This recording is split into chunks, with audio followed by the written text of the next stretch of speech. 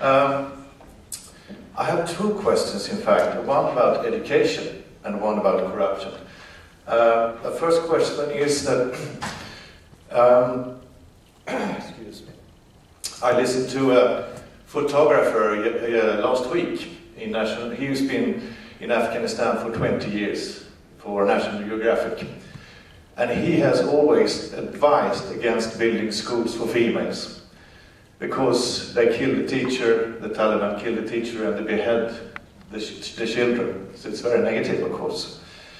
But he has also initiated and suggested that they should the best approach would be to bring the school or education to their homes. So it's printed a kind of educational magazine that is now brought to the girls in their homes. And you could bring that further and use maybe distance education or mobile phones or something like that. We are doing that, in fact, in Kenya for people in the slum, that they use phones for educating themselves in human rights, which was actually a topic they selected themselves. So one first question is it really good to build schools in Afghanistan, or should you bring education to the homes of people? And the other question? Okay. The other question is this thing with corruption of the small corruption. The policemen who are actually not doing their job, they are doing everything more complicated for normal people. I see it everywhere. I was in Mozambique, for instance, and you know, the policemen are not doing, there's a lot of crime, but they're just trying to take money from ordinary people commuting to work. So why don't you fire half of the policemen and raise the salary to 100% so they can survive on their salary and the other can do something else? Thank you very much. Regarding the corruption, we can do, I think Afghan government can do the same thing that I did in the Ministry of Planning. When I started my job in the Ministry of Planning was the more important corrupt ministry. I changed deeply the structure of this ministry. I give a chance to a new generation. It was for the first time I appointed a woman with high education and good reputation and good experience in the Ministry of Planning as Deputy Minister. She was a small clerk because she had not money or relationship. I never asked me that she is Pashtun or Tajik or Uzbek or Khalqi or Talib or Mujahid. I studied her case. I changed the head of department.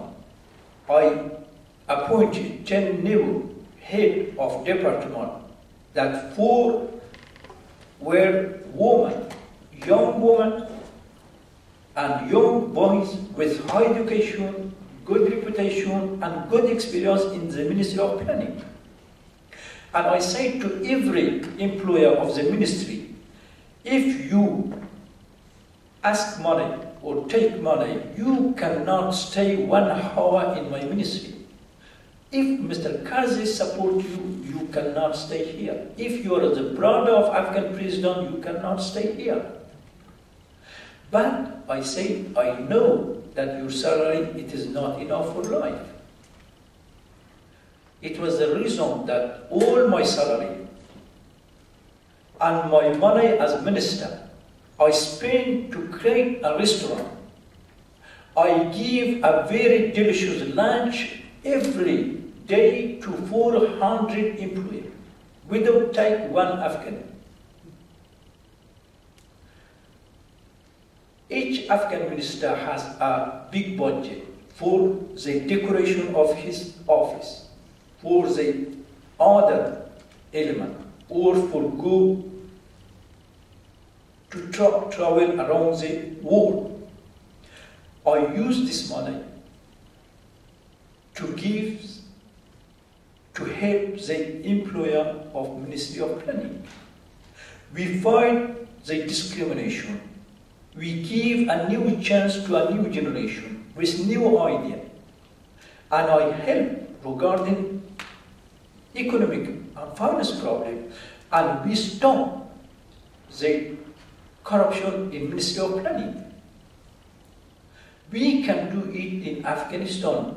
An MP salary, it is more than $3,550. It is near $4,100. And the salary of a teacher, it is $200. Wow. Each Afghan minister go in his home and office with 2 cars. He sit in one car, the other car go after his car empty. And the price of car is more than $100,000 each car. So I have a document that an Afghan minister spent more than $4,000 or $5,000 just for the decoration of his office, with probably Swedish taxpayer money also. We can give a good salary to employer that his salary is not enough. We can ask to Afghan MP, senator, minister, vice president, you cannot have all money for you. And at the same time, if a clerk asks money, we must absolutely respect Afghan legislation to organize a court. If he's a brother of Karzai, we must organize. When I resigned as Minister of Planning, Mr. Karzai asked me to accept to be the chairman of Commission Against Corruption, because the director, the president of this commission became the president of Parliament Affairs. We created a new parliament. I said, Mr. Karzai, yeah, I'm okay, absolutely. I'm very happy to be president of Independent Commission Against Corruption, but I have 2 conditions. He said me, I said the first condition, the day that I started my work, I came in presidential palace and I started the investigation in your own office. The second condition, I said, you give me 1,000 good policemen that I give the salary. I chose this 1,000 men, and he said me, you don't need policemen. We have Ministry of Interior. I said, Mr. President, the policeman of Minister of Interior, he cannot arrest your brother or vice president or you.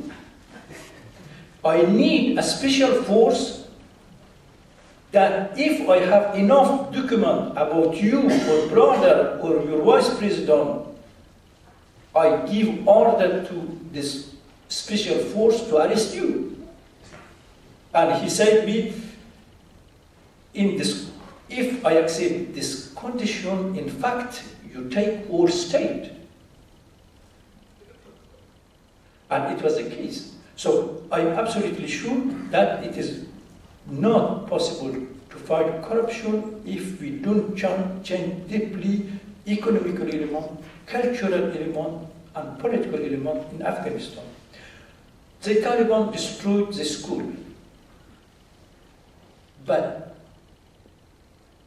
who gave this example to Taliban? Mullah Muhammad Umar, the chief of Taliban, he was a small mujahid in the Mujahideen period in a political party of Mujahideen. He learned to destroy the school by the Mujahideen chief. In the first time, the Mujahideen chief started to destroy the school in 1980. And the same person are in power in Afghanistan today. I think the best solution, it is not we organize the school in the home. Which home? Afghan poor people, normally an Afghan family, he has one room. In the one room, sometimes there is father, mother, 4 children, grandmother, and grandfather. So in which home we can organize it? The solution, it is not to organize the education in the home and secretly. The solution, it is we must fight without violence with a new generation to make a new political power. If we have this new political power, I'm absolutely sure that we stop the war. Why Mr. Mullah Omar fight Karzai government?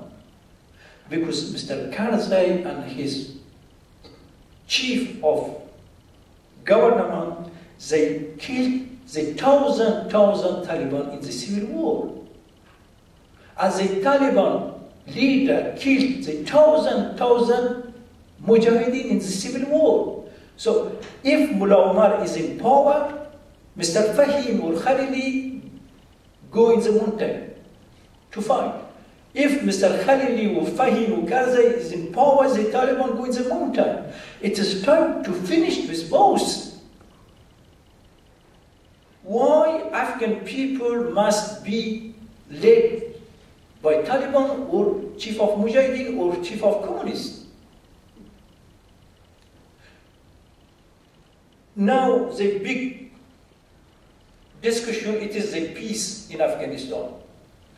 So I said Afghan state look like as a table in the restaurant. Now around this table we can see Mr. Karzai, Mr. Fahim, Mr. Khalili. They want to put 3 other persons around this table, Mr. Mullah Omar, Mr. Haqqani, Mr. Hikmet. I said, Afghan ordinary people doesn't want 3 persons against human rights values. You add 3 other, they become 6. We don't want 3 corrupt politicians against human rights values. You want that Afghan people accept 6 corrupt politicians or against human rights values. I think it is time to finish with this generation involved in civil war, take by force Afghan girls, Afghan land, and killed a lot of innocent people from each ethnic. We have Hazara, Pashtun, Tajik, Uzbek, warlord. We have also good Hazara, good Pashtun, good Tajik. I think the responsible of this situation, it is the leader of this political party since 30 years in Afghanistan. Yeah. Yes.